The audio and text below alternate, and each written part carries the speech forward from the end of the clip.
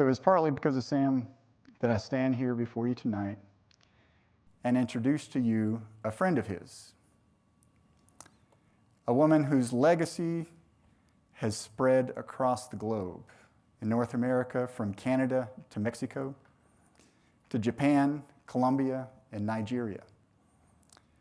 I am honored to introduce to you a woman who provided leadership to develop the passive building standard that is finding its way into building codes in some jurisdictions in the United States, and a standard that is finding its way into affordable housing qualified allocation plans across the country, a standard that is becoming an ASHRAE standard, and a standard that provides a path for all buildings, new construction, and renovations to be carbon neutral. Please help me give a warm Appalachian welcome to the Executive Director and Co-Founder of Phius, Katrin Klingenberg.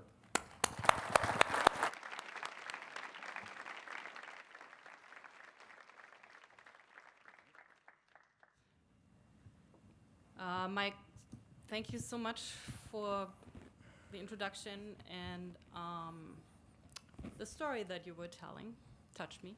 Yes, Sam was a good friend of mine. And that reminds me of how far we have come, because like when you met Sam, that was very early on when we all started this journey. So, before we go into anything passive or whatever, thank you very much for inviting me. It's an honor to be here. This is exactly the type of event that I love to go to, so fabulous, great to be here. All right, so with that, passive building, passive house, Mike touched on quite a few of these terms. I'm not entirely sure you're going to hear what maybe you're imagining you're going to hear. That is probably okay, because like as he started out with history, I'm going to talk a lot about history, how far we've come, where we have come from, and where we're going. So, and a lot has happened since the passive solar days, even since the passive house days. Now we're full force ahead into the zero carbon and zero carbon, like operational plus embodied carbon standards, right? So we're well on our way. Now, since we started talking history, I'm going to begin with a little history, how I got into this whole thing. By training, I'm an architect, and well, maybe like a diverted artist I was describing as such earlier. When I told my mom I wanted to be an artist, she said like, well, for that you actually have to be talented. I was kind of mad at her for that, but maybe in the end that was actually, I was lucky, because really like where I ended up was in architecture, like 50-50 math and art. And it didn't take very long until I landed full blown into like the building physics field and the math, because that's just how my brain worked. So I got kind of tipped off on this whole climate crisis that we're currently finding ourselves in. If you believe in it or not, I really don't care. It unfortunately has been politicized to a point where people can't even talk to each other anymore. And I really believe that the solution is something we all want, no matter if we believe in it or not. So we'll get to that a little later. But when I was young and impressionable, there was an Earth Summit in Rio de Janeiro, and like very courageous scientists at the time, for the first time ever, took a stab at like, what does it really take? Like looking at our environmental problems holistically, and what would that actually amount to in terms of building energy reduction to meet our climate goals, if that actually was the case? Because at the time, people were still like, well, is this really actually going to happen, right? Like we didn't really have much direct feedback, not like what we're getting now, that maybe some things are changing. So in the building working group, they came up with a factor 10 reduction, and they developed something that was called the Agenda 21, and it looked at like environmental improvements that had to be done globally on a whole systems level. So for us buildings people, that meant we had to figure out how to reduce a factor of 10 in the built environment. Now, out of that work came in 1996 the work by the German Passivhaus Institute in Darmstadt. And they had done exactly that. They took this factor 10 mandate and they said, like, well, what does that mean if we translate that into a design methodology? Can we actually build buildings that reduce energy consumption by a factor of 10? And then they developed a system how to design and how to prioritize design decisions. They looked, of course, towards the United States and Canada, where passive housing and the term passive house had already been coined in the 70s.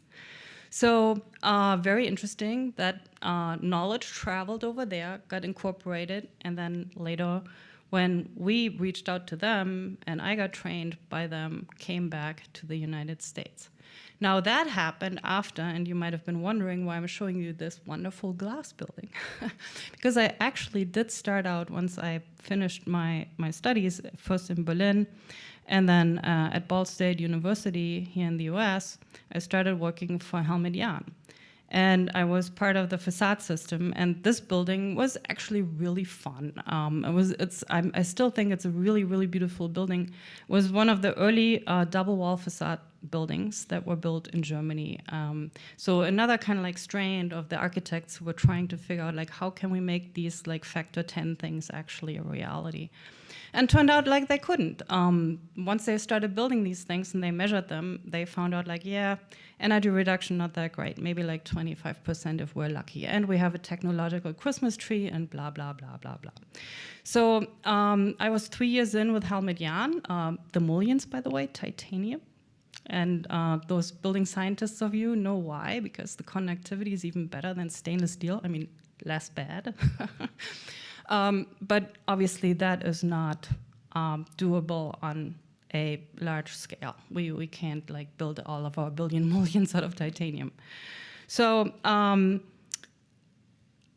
so all this kind of like that I kind of like tried to touch on, like the beginnings of passive solar, super insulation in the United States and Canada, and then the development that then went over to Germany and then came back from Germany to the US when I picked it up in 2002.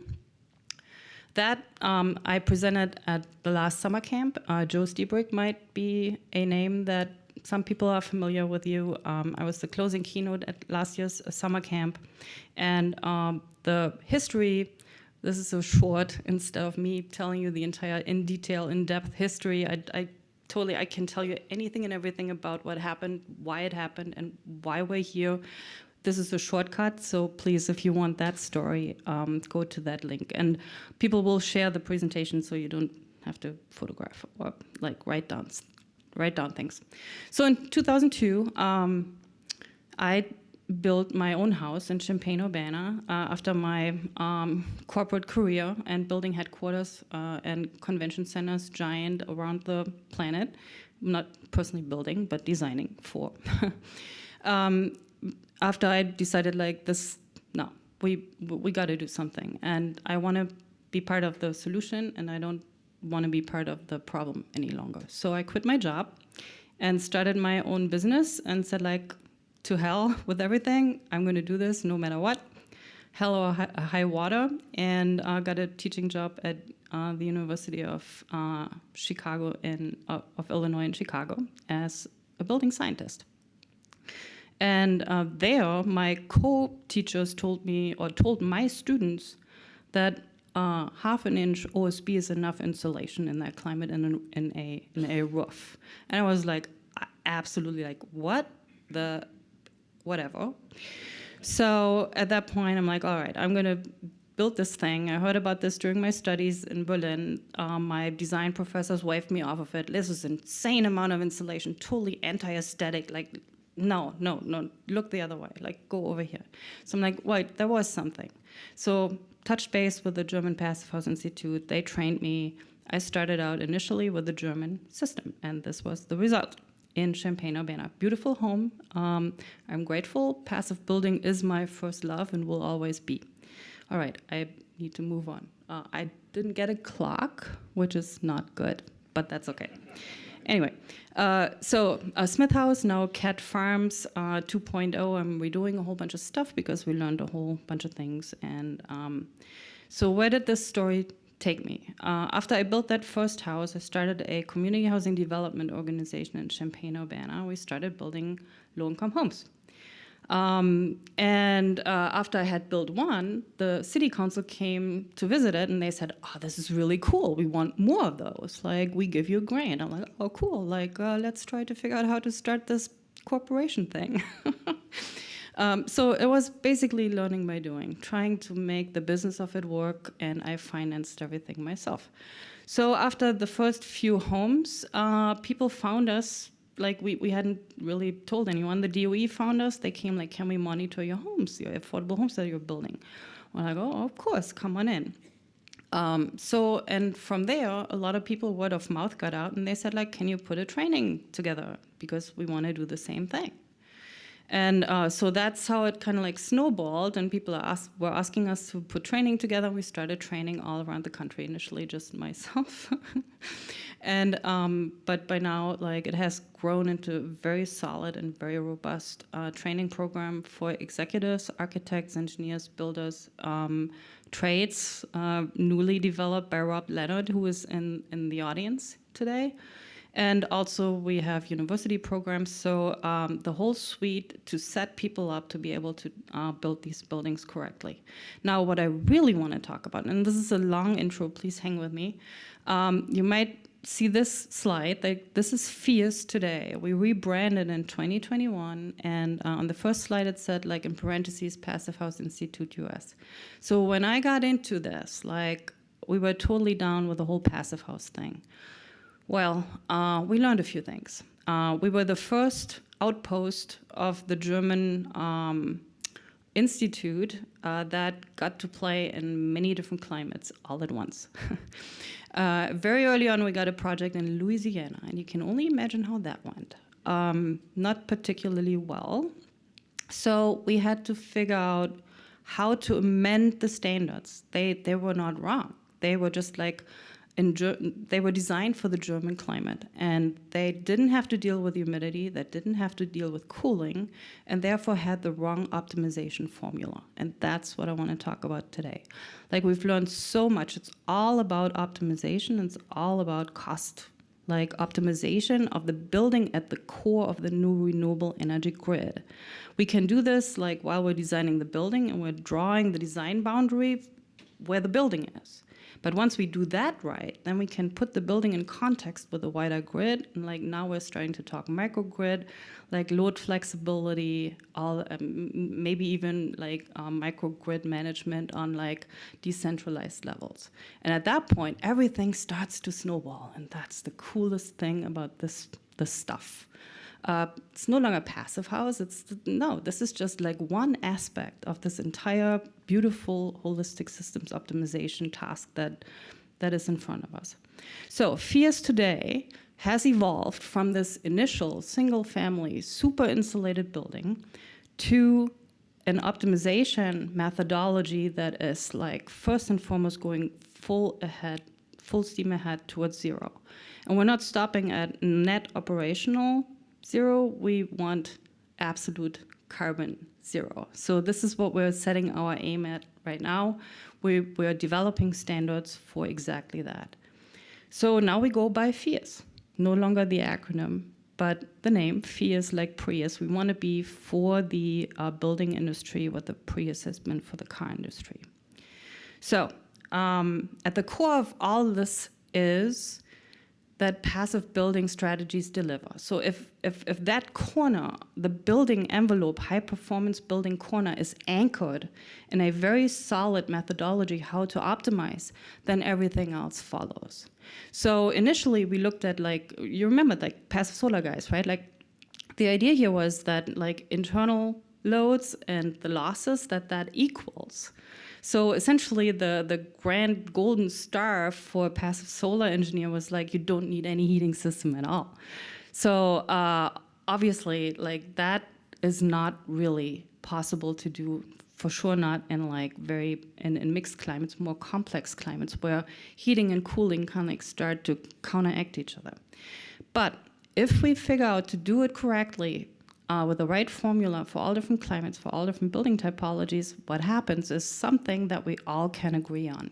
If we believe in climate change or not, it doesn't matter. We all want this. We want a comfortable home. We want a home that is safe for families. Like, whatever, more crazy weather events or not, there are plenty crazy weather events already.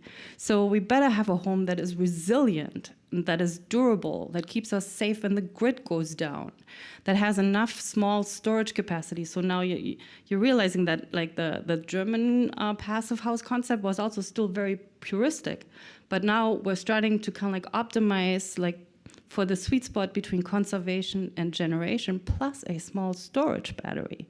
So the whole optimization system becomes more complex, but we also have more opportunity.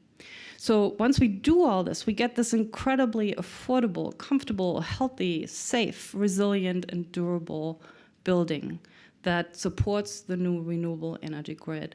And you'll see in the following slides that the cost savings are incredible. We cannot afford not to do it. Even if we said, like, I don't want a comfortable, resilient home, like, leave me alone with that. I want to stay in my uninsulated, cold, drafty, uncomfortable, whatever. So what do we do at Phius?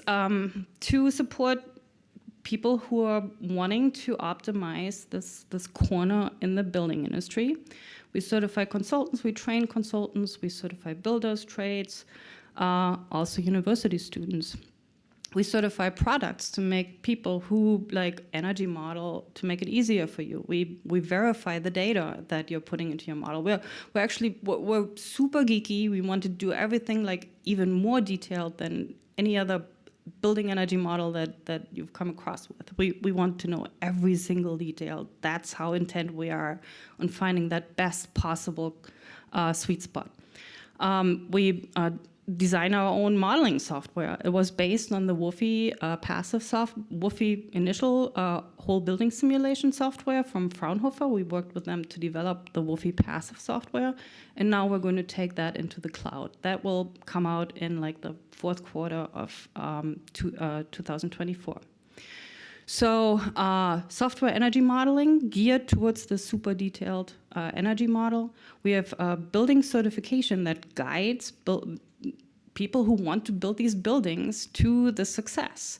So that would be a policymaker who puts up money and gives you X amount of dollars to achieve this level of carbon reduction, resilience, and durability, but wants a third party to actually verify that you're doing what you're saying you're doing. That's where we come in with our building certifications. We do standard development, and I suggest, like, anybody who is up for some light reading, the beginning of this new era of the climate-specific passive building standards.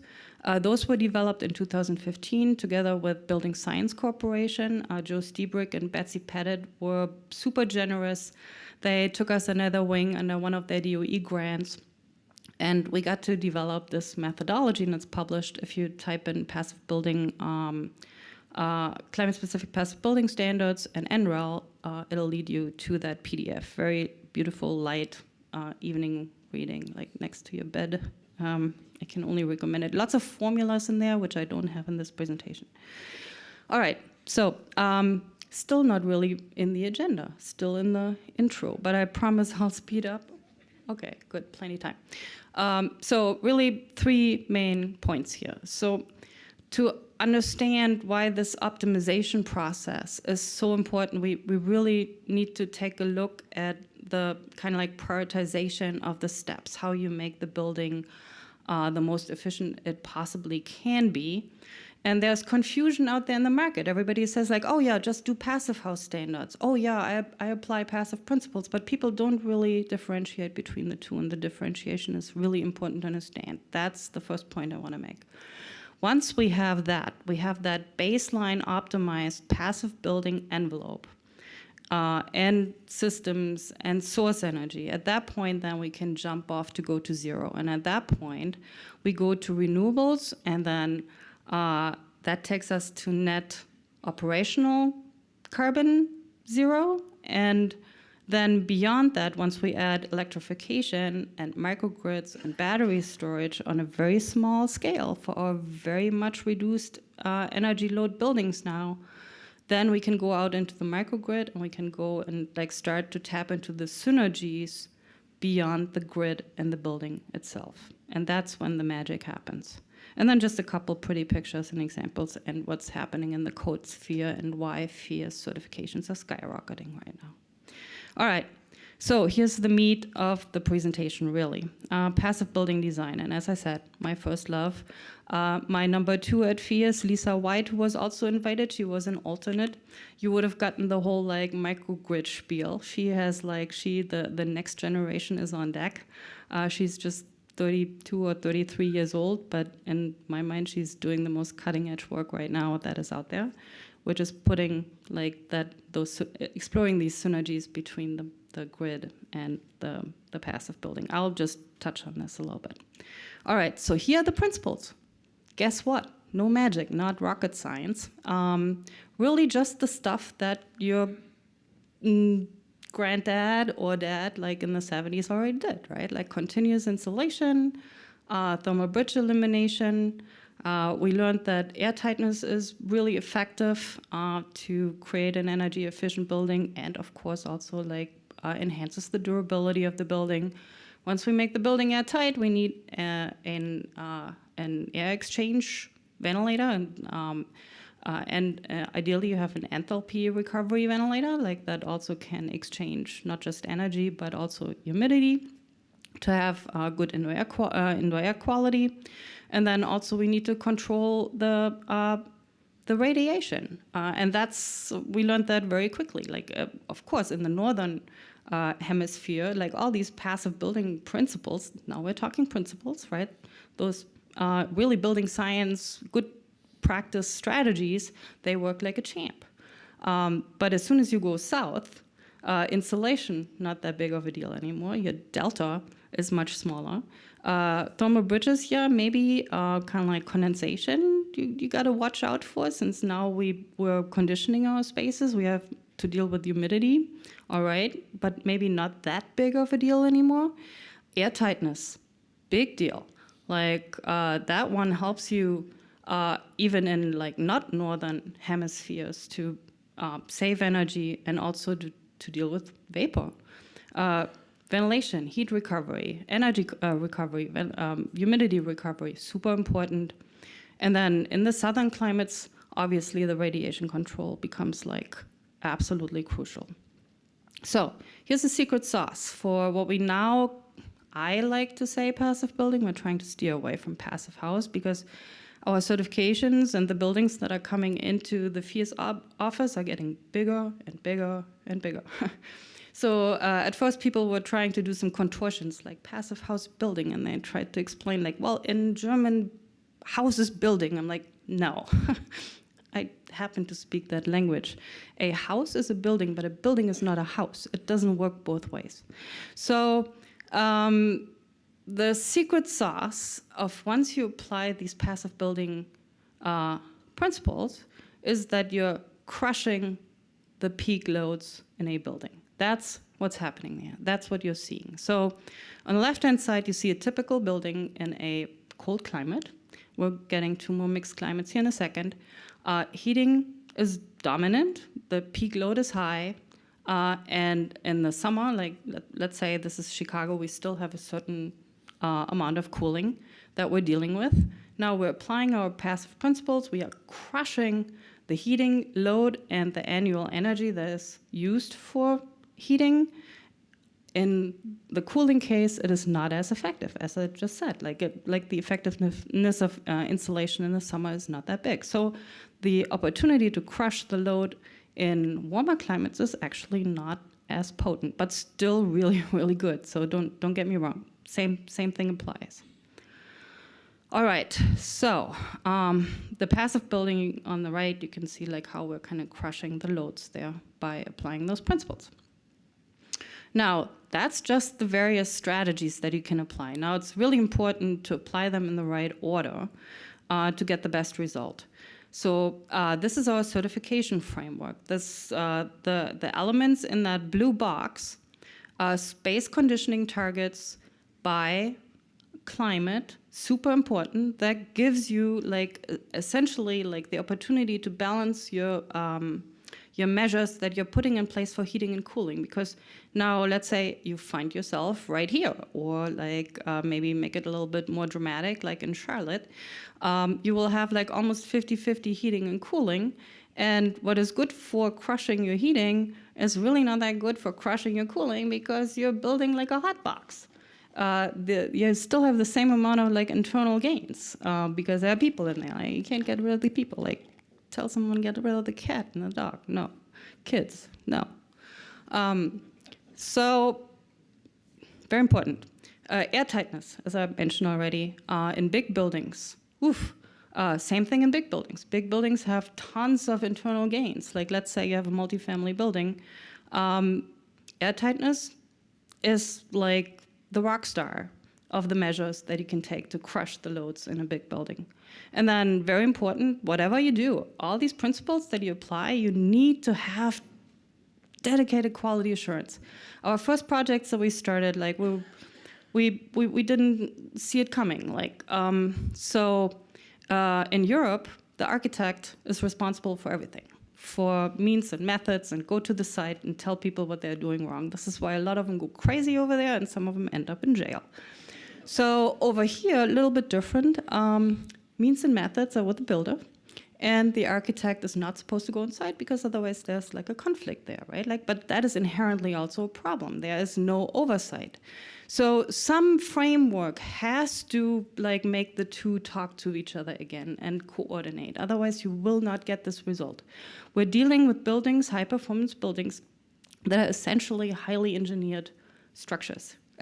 That also means, and we're not there yet, that you need like a continual commissioning protocol. Now that's on the future docket for Phius. We're about to develop that. Not there yet, but we're going to get there. But we have very solid on-site quality assurance and testing and inspection in place. Super important.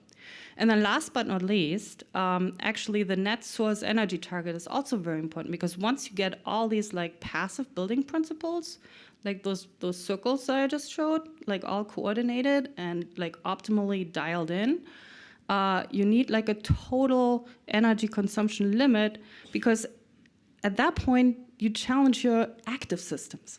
That makes you optimize your efficiencies of your ventilator, of your heat pump, to squeeze more efficiency out of those components as well. So it's not just the passive elements, it's also the active elements, the systems that we put into our buildings to make them comfortable and to have electricity and so on and so forth.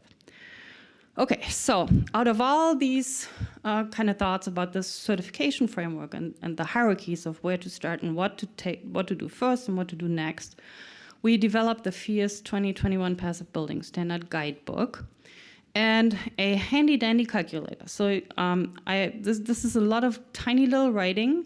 This slide is really only there for you to know there's this guidebook. You can find it online. It's all free. You can read it, download it. And we have these calculators, and the calculators you can switch with the toggle for all different climate zones, for residential, for commercial, for retrofit and new construction. That's all this is saying right now. I'm going to show you this in more detail in a second.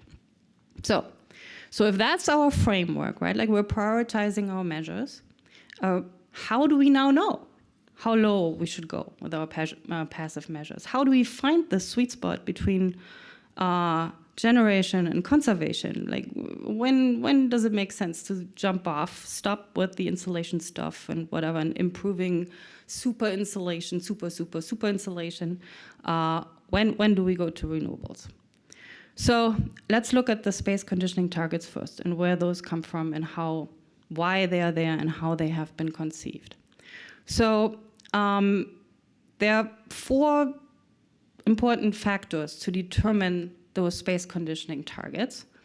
And so one obvious one is climate, because you want to balance your measures for heating and for cooling. They are not always synergistic. Some of them counteract each other, right? Like, so you have to make some educated decisions at that point. Turns out also building size is a pesky little complex factor that changes how your internal loads have to be balanced. We'll talk about this in a second. Occupant density as well, because more occupants, more internal loads. All that affects the balancing of your internal gains that you already have, and how you then like design the envelope to control the losses. In the cooling case, you want the losses. In the heating case, you don't want the losses. So it's a fine balancing act. And dwelling unity density. So, and then when we decided that the German standard was a good start, but it was very specific to one moderate cooling, moderate heating climate with no humidity in Central Europe, that we had to adopt it for different climates and to basically say yes to this like more complex, holistic, whole systems thinking optimization approach on many more levels that was not all just synergies, but also some counteracting forces. We're like, yeah, cost is a factor. Damn, we have to deal with cost. But then some people said like, oh, it varies so much, and all the times like, it's not controllable. We're like, no, we have to tackle that. So at that point, we went to NREL. We used the building energy optimizer tool to develop the standards, and we also dealt with different building sizes. So it turns out that building size, as you can see right here, we had to set specific targets for all these different cases. So the result of this was essentially custom targets for heating and cooling for all locations in the United States and beyond. So we have Canadian targets as well. We have projects in Mexico. We have projects in South Korea. We have projects in Japan. We create custom targets for those. And on top of it, like if you have a big building, your targets are all going to be different than from like when you have a single family building. So you can see where I'm going with this, right? Like once you really accept the challenge, that is starting to become quite a computational problem. But hey, guess what? We're no longer in the 80s or in the 90s. We're no longer confined to spreadsheets, even though a lot of people love spreadsheets. We have like some supercomputing these days, and we took advantage of some of that. So these are just a couple other like kind of curves. Once you start crushing these loads, as I said or described in my first like secret sauce of passive building, the low load building, you start crushing the loads in different building typologies and in different climates, you get some different like profiles, right? So, and these are not just like different climates. These happen like just by layering a different building typology on top of it. So just to give you a little bit of an idea of the complexity that we've been dealing with.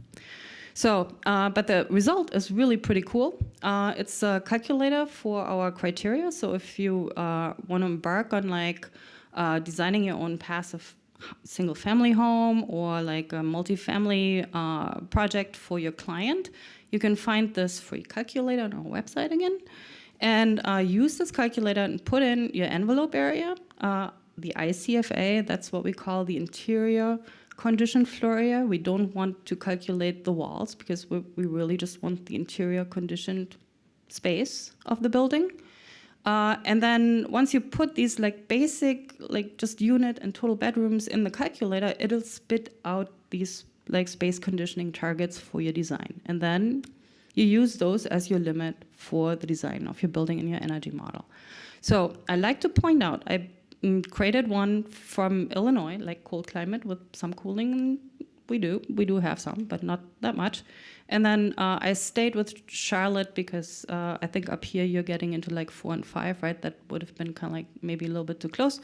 So making the point right here that for a single family building, so if you look on the Illinois chart and then the next box on the bottom there that is circled in red, you can see that there are 4 criteria that have to be met under our design methodology and protocol. And the first one is the annual heating demand, so that's your annual energy total, the annual cooling demand, and then you also have to meet the peak heating load and the peak cooling load. So really the annual is not that important. That really just gives you an output in terms of like how much kilowatt hours you're saving and therefore also how much money you're saving. So in that sense, it's really important because you want to be able to predict what are my savings? Like What do I have to play with to offset my additional upfront investment? So, but the peak heating and peak cooling loads, those are really the important ones because they crush the load in the building total, and they also help you to minimize your system to make it as tiny as possible. And that saves a ton of money. In Illinois, this is Aurora, so basically Chicago. Heating is the design criterion that you're concerning yourself most with. So probably the insulation is good stuff. So all the passive buildings are really powerful, design decisions. In the Charlotte case, look at the annual heating demand and cooling demand. What's winning? Cooling, obviously, right? And that includes also the latent cooling.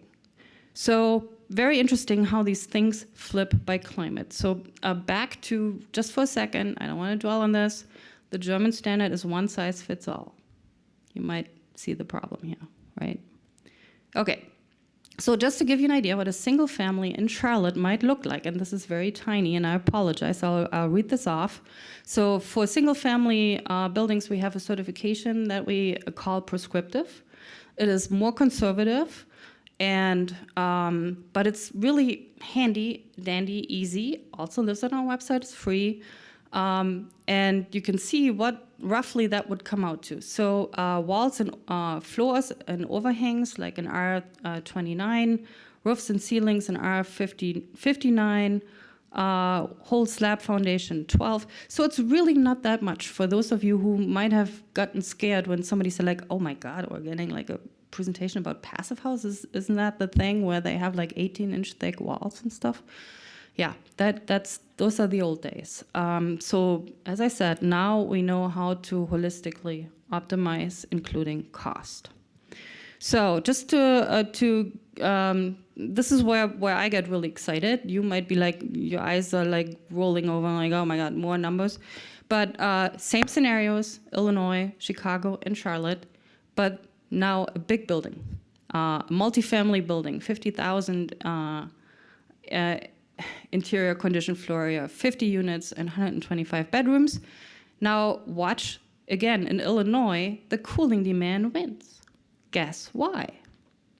Because essentially in a cold climate, a multifamily building behaves as if it was in a cooling dominated climate because it has so many internal heat gains, which in turn affects your design of the envelope. So your design decision is no longer governed by reducing heating as much as you can, but you also need to take care of the cooling. If you only focus on heating, you're going to overheat your building. Your tenants will cook. So do not do that. And then in Charlotte, a multifamily building clearly wins. Clearly now the design decisions are governed by cooling. All right. So what's an acceptable level of airtightness based on building durability? We went in and we questioned that as well. Where does this funny number come from that everybody's using? It's are we just going as tight as we possibly can? A friend of mine said, I'm going to build my building. It's going to be so tight, it's going to float in the ocean. I'm all right, go ahead. Knock yourself out. No, there's actually building science behind this. So, and goes without saying, we always measure with mandatory blower door tests, and we have a number attached to it. And we did the math, and we actually calculated what, based on building science and durability, that airtightness should be. Achilles Karagiozis, now director of building performance at NREL, formerly owns Corning, did this research for us. And we took a worst case scenario, a wood framed building in a very cold climate, and checked when mold and deterioration would occur in that particular case. So that's where we started. And then as our certifications moved more into multifamily buildings, we're okay, multifamily often is built out of non-combustible materials. So maybe wood rot is not the immediate biggest threat. Maybe we can loosen it a little bit. So this is why we came up with these numbers. We actually did that research. All right. And then what are the best practices, quality-related verification items that do not show up in your energy assessment? And this is where I really start to geek out and what I totally love, and you're probably going to fall asleep on me.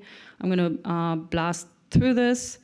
So on-site quality assurance testing and inspection, again, we're not just like saying like do this, this, this, this, we quantify. So turned out that when we first started to rethink all this, like the whole certification system that we got handed from Europe, we started to partner with the Department of Energy because, wow, what a legacy of high-performance building in the United States and Canada together. In 2011, I attended my first summer camp, Building Science Corporation in Westford, Massachusetts. And I got to know all the pioneers who started with all this stuff, and they said like, honey, let me tell you what we did back then and what you need to watch out for, because if you don't know your past, you won't have a future. And I'm like, whoa. So at that point, I learned that there was a whole long history and legacy that started with the first model energy code in 1975. Like all this stuff that the Germans had kind of like cobbled together for their climate, like had already been kind of like pretty much figured out, more or less. And their total like energy reduction in buildings target was 70% at the time when we partnered with the Department of Energy. And we were like, oh, we can do better. Well, no, we couldn't do better. We hadn't understood the whole system yet. So 70% total energy reduction. I'm not talking peak or annual demand. I'm talking total. Like with everything that's going on in the building is a very good approximate max from where you should jump off to renewables. So that said, the Department of Energy, Energy Star, Zero Energy Ready Home, International Energy Conservation Code, really, really strong in best building practices for hot and humid and for mixed humid climates, stuff that the Europeans had no idea about. They don't understand humidity at all. Don't trust them. Even if they tell you they do, they don't. But at that point, we already said like, well, great, Zero Energy Ready Home people, we believe you're not going far enough, and here's why. So we did our like detailed calculations and turned out, yes, they were not going far enough. And the reason they were not going far enough yet was because their optimization was what can the market handle? They were like kind of focused on this like stepping stone process. What can we kind of like try to get people to do, and they will follow us. And we said like, well, okay, you do this, and we do the whatever, like we're going to dream big, and we're going to optimize for zero. That was our decision already in 2015, not that early. So essentially, what we're saying is like our Phius core, our envelope certification, that now, in comparison to the Zero Energy Ready Home program, and those other programs are all prerequisites for our certification, which also gets us all the good incentives that are now available for high-performance building, because we are partnering with all these other programs. But you can see that Zero Energy Ready Home shoots for 35 to 45 Hertz. I would say like, well, probably more like 45 once it comes down to it. And most of the Phius projects are really like right around 30 Hertz. So that's a really good jumping off point to renewables for the most cost-effective optimization of the whole system for a zero energy building. So beyond that, like having these prerequisite programs that whose rules we follow for our quality assurance, we have a window comfort calculator. So windows get really expensive really quick. So if somebody tells you need these like super, super, super expensive windows, well, no. Why do you have to have these super, super, super expensive and high-performing windows? Well, for one, your total like heat loss based on what we just discussed, your optimization, right? And that might be less than a window in your climate that might lead to condensation. So you need an additional decision-making criterion to not weaken your window beyond of what you could maybe afford in terms of energy efficiency, but you definitely don't want any condensation or comfort issues or like any convection in front of the window. So therefore we have all these handy-dandy little like building science calculators that allow you to design for those qualities. We've gone through great length. We created a window certification program to verify the data for you because, it's kind of like the Wild West out there with window data. NFRC does like this, like whatever, like the 2x2 square foot window, and it's all the same, like glass and frame, and it'll be okay. No, we want to know everything. We want to know the thermal bridge factor, like where glass meets like frame and where frame meets wall. So we're not just going to do hand waving. And we make the window manufacturers to give us their windows, and we calculate all these joints, and then we output the data for you, for your energy model, to be as precise as you possibly can be. And then another one, we have an Appendix B. As you all know, the Vancouver condo crisis was a phenomenal fiasco. When walls started falling off of buildings after they had started to increase insulation and introduced like vapor control layers, unfortunately not always in the right place, and they were leaky, and like building facade systems deteriorated, a giant failure. So what do we have to do? We had to increase our building airtightness. We had to put like the vapor control layer in the right place based on climate. And we had to increase drying potential. So rain screen facades may be a good idea. So all these things we have compiled in our Appendix B for certification. And then this is my favorite. Oh my God, I was like, thermal bridge calculations. Yeah, the tools are still a little rudimentary, like therm is not the most funnest thing, but it's okay. But my favorite is the fastener correction thermal bridge calculator, because we have now with big buildings, commercial buildings, people like forget about these fasteners, and like on commercial buildings, this can like be like a couple hundreds, whatever, adds up quickly. So you're like, all right, we're ready for certification, and then reality hits, and like, oh, we have to count the fasteners too? So take this into account early on. And when I say we're really geeky and really intent about detail, well, we're not kidding. All right, so we're going to zero now, and I'm running out of time as always, which is okay. Our certifications, new construction, retrofit, existing buildings, works for all of it.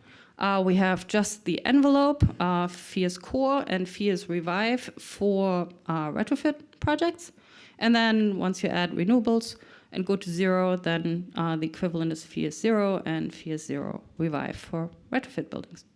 We have our design tool that does all these particular like detailed calculations, in the past called Woofy Passive, soon to be launched in the cloud, and it will have a new name. We have not decided on that one yet. It will come out in the fourth quarter, as I mentioned earlier. And then last but not least, our net source energy target, just to finish our certification framework discussion, but I think I kind of like explained that already. Like this is there to optimize the efficiency of your systems in your building as well. So once we do all these calculations with our framework, then now we know how much renewables we need to get to zero, essentially, right? So easy, there's not too much to that concept. With our certifications, we do very much support already the electrification. For Phius Core, you are still allowed to use gas, but you have to have a fuel switching plan as part of your certification, because within the next 10 years, we're going to cut those lines. This is very likely going to be done, so don't even argue. I don't know, maybe I'm a little cynical, but I believe that there will be a reality check. Phius Core, the electrification readiness also includes electric vehicle charging. You have to be ready for that as well. I believe there's already some, no, that might be under zero. Okay, don't quote me on this. I have to get back to you on that one. Gotta ask the certification team. And then for Phius Core Prescriptive and Phius Zero, we do not allow any fossil fuel. So at that point, you go straight to all electrification. And so the Zero Code you might have heard about, the 2030 challenge, or EDMAS-RIA, they start as the design a very efficient building with they probably have been updated by now, but Again, the baseline ASHRAE standards are not enough. We feel that it really should be Phius core based on the rationale that I just presented. And then add renewables, and that takes you to Phius 0. All right. So now the cool thing, once you do all this, this is even more exciting than the Fastner calculator, thermal bridge calculator. It's like when the numbers actually work out, when all these savings start to ripple. This is like Christmas and birthday and everything together. All right. So once you do all this and you draw the design boundary beyond the building and you go out into the grid, now all these effects ripple. And it's not just like a linear thing. It actually is an exponential thing. We had a sense that it was going to be that, but we didn't know. And we just recently, Lisa White, again, my associate, now co-director, actually has written a fabulous paper about this. All right, so everything ripples, right? Everything gets smaller and cheaper. Now the question is by how much? So the baseline, typical building right here, like, well, not typical building. That would be a Phius core building with PV. So this is our baseline net zero, like no microgrid yet, no nothing. So now, no, what is this doing? Baseline building is code. The Phius core building with PV goes to 0, that's that one. And then now, once you add the GAB element to it, the grid interactive energy efficient building. So that means your building can load shift, and it can also like send electrons back and forth from the building to the grid. So you're starting to manage the microgrid. At that point, you get this. So you add like small storage capacity to the whole thing, and you start to look at the synergies between the passive building at the core of the new renewable energy grid. And maybe now it comes into focus that this passive building cornerstone in this entire optimization process is really the key to everything. So you might have heard of the duck curve in California, right? The Californians, they forged ahead and they said, like, we're going to do everything with renewables. And soon thereafter, they had the duck curve effect. And like the generation of electrons went into the negative because they had too many of them. Like the load profiles of the buildings and the generation of the electrons from renewables, they didn't match. So, and they didn't have enough storage. So now it's like, oh my God, now we need all this like storage. Like, how are we going to do this? So the secret to it, again, passive building at the core of the new renewable energy grid, because it teaches the duck to fly. It starts to make the load profiles match much closer. Still not super great, but once you like add the load shifting and the solar PV and the load flexibility, energy efficiency to it, at that point it is almost flat. Mission accomplished, right? Okay, so a couple other visuals that identify this. So peaker planes in our grid, we still have those. They're very expensive. And once we apply these energy efficiency strategies and anchor down our building sector, this is what's going to happen. So like with the passive building, this yellow arrow, okay, good, that's just core, Phius core. We're setting that one up for like 0 ready. But now you're adding like some battery storage. Now you can go down to almost nothing. Once you tap into the synergies between decentralized generation, microgrids, load flexibility, load shifting, back and forth microgrid management. This excites me. This is like, we did it, right? If we can apply this on like a large scale, and we can, we're done. Problem solved. Can go home. Okay. New report from LBNL. It's not just us who is saying this. Like, look at these numbers. New data shows that efficient grid-responsive buildings would make a zero-carbon grid 100 billion cheaper per year. I don't even know how many zeros that is. And then compared to the business-as-usual scenario, that would shave more than 1/3 of the cost of decarbonizing the country's power supply. Oh, spare change. No. now it becomes affordable. Now people can make money. So this is one slide from Lisa's research paper where we had a hunch that the savings from like building plus microgrid synergies is not just a linear rippling effect of savings. It's exponential. So well done. And her report is right here. It was written for AIA. And it's published now on the AIA website. It's a design guide for architects how to design microgrids with passive building at its core, like on a building block certification basis. All right, Phius, certifications. We had a little blip in like 2020. I think maybe most people had a blip in 2020. But since then, we're pedaling as fast and hard as we can. So for any of you who are looking for a job right now, please contact us because we're scaling up like crazy. And the certification team, this is like one of the most phenomenal young people team. I'm so impressed by them. They know this stuff in and out, and they're like, oh, of course, that's how it has to be. Like, why would it be any different? I'm like, well, let me tell you how we got here. You had to sit through all this like storytelling, but for them it's like second nature. They are just and they're going faster. They're going beyond it, right? Like Lisa with her microgrid work, it's absolutely phenomenally amazing. Anyway, certified and design certified projects, 3 million square feet. Everything that is submitted, because it takes a long time, and these are all really big buildings now, it's probably more like 30 million. So, and why is that? Well, incentives and codes. Market demand certification, we figured, well, let's talk to some policymakers and try to convince them to put this stuff into code. Turned out it worked. So please do not do that anytime soon because you will put us out of business. We now have to throttle our policy efforts. People are coming to us and are saying, like, there is nothing, the government has no solution for this, like, we want you. And this is, by the way, the only reason why we're a nonprofit. This is a qualifier. Like, if you have a solution that the government should be providing, then you can be a nonprofit. And that's what we're doing.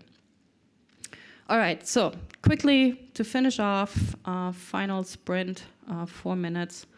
Couple examples. Wall assemblies here, the infamous fastener system, totally broken. You can't see it, but there's a little like red plate behind each of these single fasteners that go through the insulation that will be fastened on top of it. Single family wall, wood frame, a rain screen, like commercial, kind of like multifamily wall on the right. No, not rocket science. I mean, this is all pretty basic stuff. Beautiful projects. Good news on the single family front. There's, well, first the bad news. They're still a little bit more expensive. Like it's probably more like 10%, not just like 2-3% additional cost up front. But it's so easy to take those all the way to zero and positive energy. And like my house, I just put like a PV system on it. It's half the size of my roof, and I overproduce 10,000 car miles for my car. Like after everything else is done. Like, isn't that awesome? It's just like totally cool. Coolest thing. And many of these are already zero energy buildings with electric vehicles in the garage.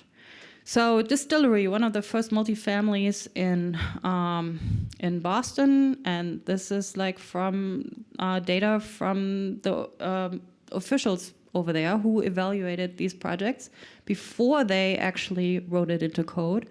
And here you can see the comparison. Like this is performance data. This is not modeled. Passive house beats all the rest of them by far. And then based on like an initial design competition, they gave people money. They built 8 multifamily Phius projects and said, we're going to get your cost data back. Cost data came in on average at around like 3%. And at that point, they said like, we're going for it. We're going to write this into code. So beginning, I think last July? No, for real, in a lot of municipalities in Massachusetts, on the 1st of this year, it went into effect that multifamily buildings larger than 12,000 square feet have to meet passive building standards. Boom. So this is where our exponential growth curve is coming from. Again, like if New York did the same, and they're about to, like their stretch code is stuck in committee, but if that gets loosened up, we'll have a real problem. And if on top of that, like as they're talking about it, like Minnesota and Illinois right now, this can happen really, really quickly. So, and then on top of this, there are a lot of federal incentives, as you can see here, hot with this unfortunate short version GRRP, GRRP, which is their leading edge grant for basically passive building, and they want retrofits to zero energy. They're not just stopping at the envelope, not just stopping at core. They want to go all the way. Phius Revive in the little red box, you can see this down there.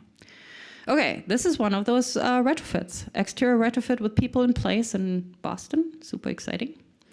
And then this is our tallest to date certified project, affordable Trinity development in the Bronx. It's 12 minutes from LaGuardia. If you ever have time, fly into LaGuardia, you have layover, like hop in a cab, go see it. Phenomenal project, beautiful, high-rise. The base is like mixed-use commercial, good example for that. And look at the R values. So where did the super insulation thing go? Well, back to our discussion of the design targets. Multifamily buildings have such a high density and internal loads, like so many refrigerators, so many everything, that the additional R value that you need is just a little bit above code. This is why, for multifamily buildings, the additional cost is roughly 1 to 3%. Here we go. The additional cost is mostly, where's the difference? In air tightness detailing. Most people haven't really done it before, but I believe that cost will go away once people figure out how to do it, like just standard. Redesigning details that were badly designed for thermal bridging. That's it. Couple details here, like from the site visit, how the windows look, thermal free kind of like balustrade right there, like a lot of thought went into that, and it was a Buildings of Excellence NYSERDA project, which is now done, and they're very proud of it. Ventilation strategy, how do you do this in a high-rise? Well, these guys decided on 4 units, 2 top-down, 2 back up, because if you do all 24 stories with 1 unit top down, like guess what? Like you have a lot of losses because of the ducts. And so ideally it would be per floor, but that would again like take up a lot of space. So these guys went with this hybrid solution, bottom up and top down. So I don't know if you saw the additional cost here for this high-rise. I'm going to go back real quick. The envelope, what they estimated what was the additional cost was 7% for the envelope, and for the systems, it was 1%. They built this thing for 1.7% additional cost in the Bronx. Boom, mic drop. Pew, done.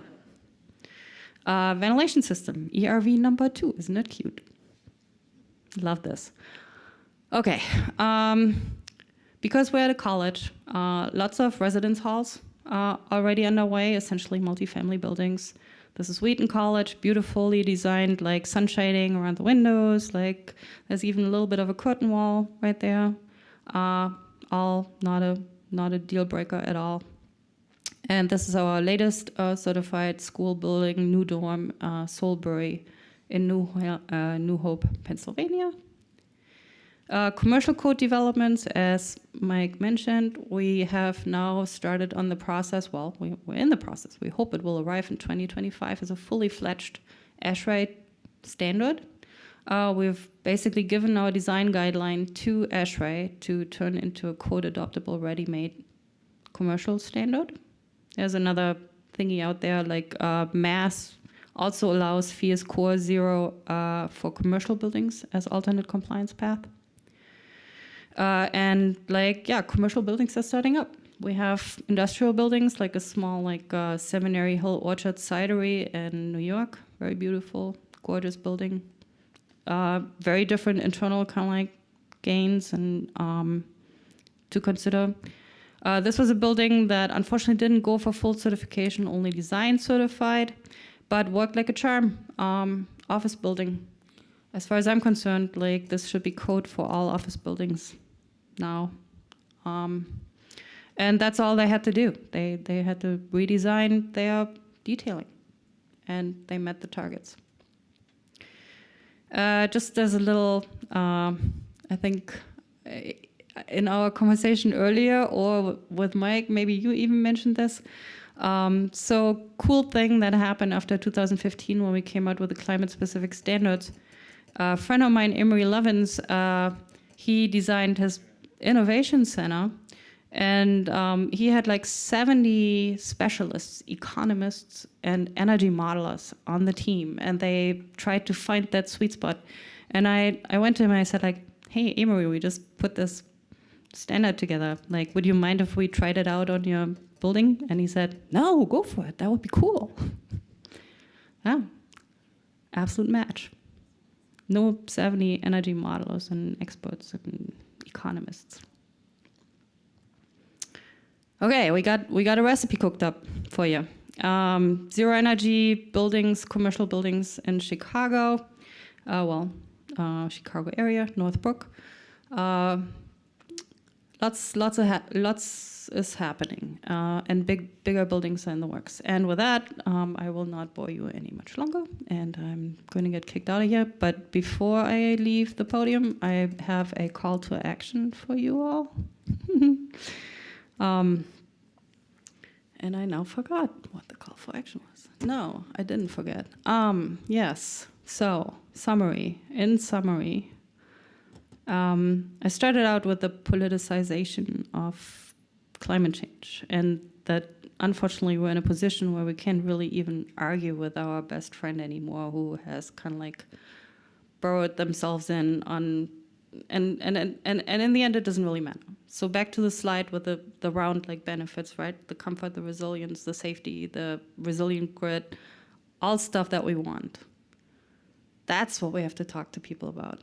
Win the hearts and minds of the people.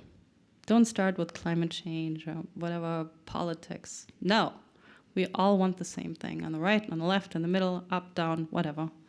So that's my kind of like last final words of wisdom, and with that, maybe some questions.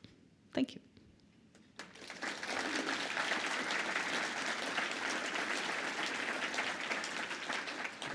Thank you. I was curious, I have a couple projects in the Northeast which are on campuses with district energy systems, and they're going this route. Thank you for all the work, because they're having to follow those codes, which is awesome. But can you speak to the connection to district energy systems? Specifically, some of them were running into problems where if they connected to a district energy system that still had any fossil fuels in it, that was not allowed according to code. Which seems kind of crazy, because even you could actually fix the whole system, and that would be one step towards fixing the system, I suppose. But have you dealt with that as a kind of like scaling up? Yeah, I feel like that problem just came up on a project at Harvard that we were working on. Maybe that's the project you're referring to. Yeah, okay. So for us, it's not a problem, because if people don't elect to go to certify to Phius 0 at the moment, it's not a problem, because we have this fuel switching rule, right? So if there is a future solution, then we are satisfied. And as long as we are satisfied, then the code will be satisfied. But I can't speak to the rules that maybe the campus itself is kind of imposing. Oh, the city. Yeah, then that might be on top of it. Yeah. Well, if you run into problems with that, like, let the office know. Yeah. Yes. So many of our public institutions have large facilities similar to this building or others that some of which are already FEMA shelters for evacuation for people from extreme climate hurricanes. We have, in the mountains, we have both floods and fires. The city of Gatlinburg, Tennessee, burned to the ground about 6 years ago, similar to what's happened out in California in a number of instances. But a building that has the ability to have a resilient power supply for those critical services, to be a shelter when people need it the most, and there may be a grid outage or a pipeline fuels outage simultaneously, consider being able to take those buildings for the year-round savings of energy efficiency and productivity, but also to be ready to shelter people as a refuge from the storms that we are going to see increasingly. Have you considered that part of this scenario? Well, it can be used for that, right? Like, so we were hired by the Chicago public school system to design, like, to apply our system to all public schools. And we basically as shelters, same idea. And then we did it, and then it went into the drawer, and I don't know when it's going to come back out. But yeah, yes, absolutely perfect template. Yeah.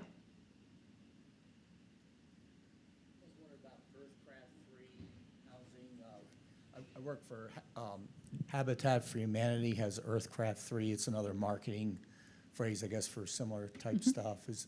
How does that compare to yours? I mean, they seal it up really tight, do a lot of insulation, do ERV, blower door tests.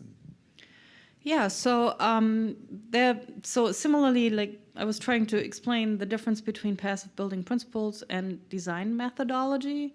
There's a similar kind of like confusion in the market about like green building systems and what we do.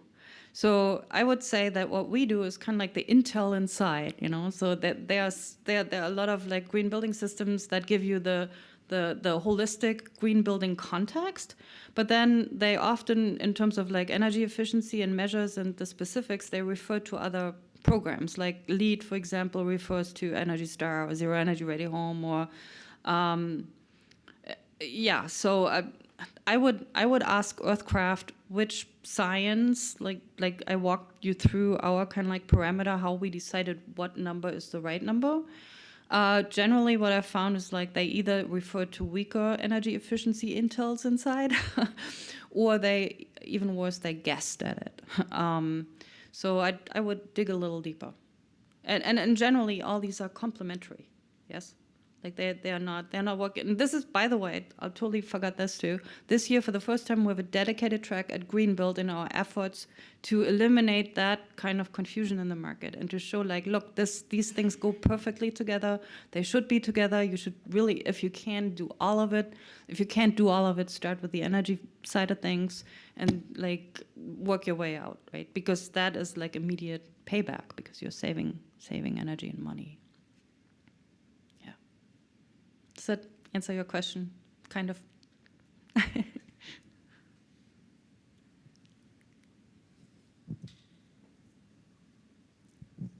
Hi, thank you. I have a two-part question for you. So when it comes to the microgrid, how does the microgrid work in a busy metropolis such as the Bronx, for instance, where you have a heavy populated area? And in terms of the wind and solar, what if you're in a place where you're inundated with snow and you don't have a lot of wind? How does that work, and what is the goal for net zero? What year is realistic? Phew. Okay, first question. You're absolutely correct. So New York and the dense, whatever, like New York area, they're looking at other solutions. Like they're obviously like the tall tower that I showed you, that cannot never get to zero just by like putting PV on the roof. They can't produce enough. They don't have enough area. So New York is now looking at like essentially district ground source networks to supplement the buildings, which at first I was like, well, how is this going to work? But it's true, and it's so dense, right? You just need to make use of any like subsystem that you could find. But it's the same principle. Like then you use that to optimize all the other elements in the whole system. So So there's that. There are multiple solutions that can be assembled and combined. It doesn't have to be just the pure microgrid, like the nanogrid on like a single family building. That's essentially also microgrid, right? Like then you have the city block, and you can go further, and then you can add different components to it and optimize the different components with each other. So the second question, sorry, what was that? The time horizon. Yeah, correct. Yesterday.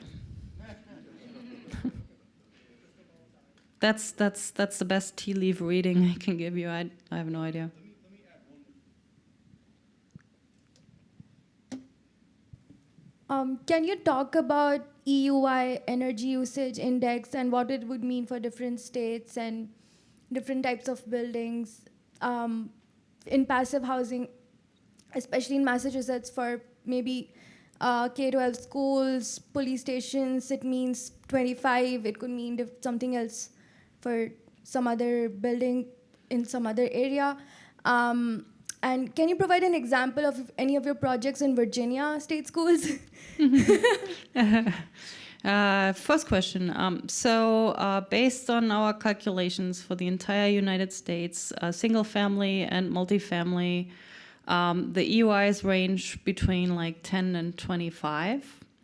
Depends, right? Like with a single family building, your savings potential is greater. So that will be on the lower end, like on the 10. And the warmer climates, again, because of the reasons like passive strategies not being as effective, it might be getting a little bit up higher. And then the multifamilies are generally between 20 and 25. So there's that. Virginia State School, I don't think so. Mike, help. No school buildings yet. I don't think so. But I just recently, I kind of knew this, but I'm not entirely sure. I haven't seen any text. Apparently, we're also in the building code in Washington, D.C. And the building inspector just recently contacted us and it's like, help, how do I verify these buildings? So people are writing stuff into things and we hear about it after the fact. So something is bubbling, but don't hold me to it. Yeah. Thank you for your presentation. I was wondering about your certifications, if they also include the materials you're using based on emissions. For example, the cement production causes a lot of emissions. So. Fabulous question. Thank you. Yes, I will. Okay, so I've been mostly talking about operational net zero, right? And I have not touched on the whole absolute carbon that I was promising you earlier. We're working on this right now as part of our Revive standard. So we're kind of like trying to start thinking about this a little differently. I walked you through the optimization criteria that we've been using so far. Now we're adding embodied carbon. So this is interesting, right? So this really came to the forefront when the DOE started talking about the massive energy retrofits that they want to do, like all buildings, like in no time to like basically very close to these standards. We're like, ooh, if you do that in 10 years, like we're kicking the planet in the butt with a whole bunch of carbon emissions. We cannot afford this. So how do we slim down even our standards are already slimmed down from the super insulation that they were doing in the 90s in Europe, right? So how can we slim this down even further to get the whole building life cycle holistic carbon count to reach absolute zero? So what we've decided is that the important design criteria in here, like we set up design guardrails, is resilience. So for the Revive standard, we've come up with a new calculation protocol that actually tells you the worst case in the winter, like a week cold and summer super hot. It will optimize the insulation down to so that you can stay in the building. And now we're also adding into the optimization a small active system with a small battery for basically just for that week to stay in your building. Very new concept. If that works out for a retrofit, we might retroactively apply it to the new construction standard as well.